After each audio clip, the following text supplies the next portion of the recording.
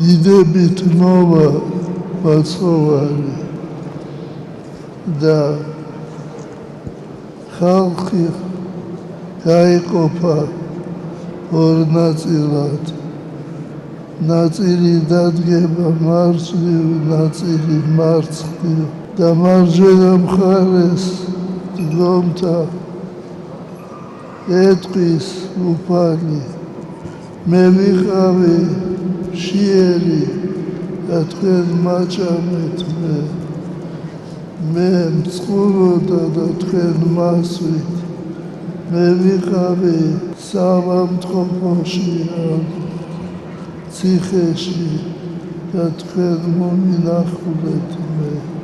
მოვედით კურთხეულში და დაიმკვიდრეთ სასუფეველი და მარცხენა მხარეს ეტყვის.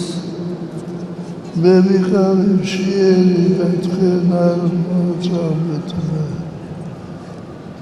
წყუროდა და თქვენ არ მასვით.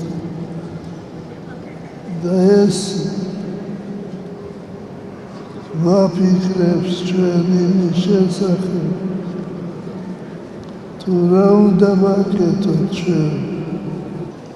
ეს შეეხება ყოველ ადამიანს. ჩვენ უნდა გვახსოვდეს, რომ ადამიანი თვითონ ირჩევს მარჯვენა თუ მარცხენა მხარეს. სახარებაში წერია ჟამი ახლოს არის და შევთხოვთ უფალს, რომ უფალმა ინებოს ჩვენი ქვეყნის და ხალხის და მთელი მსოფლიოს მარჯვენი დგომა.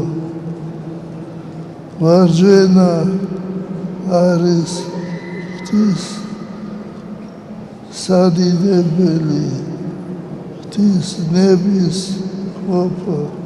ღმერთმა დაგლოცოთ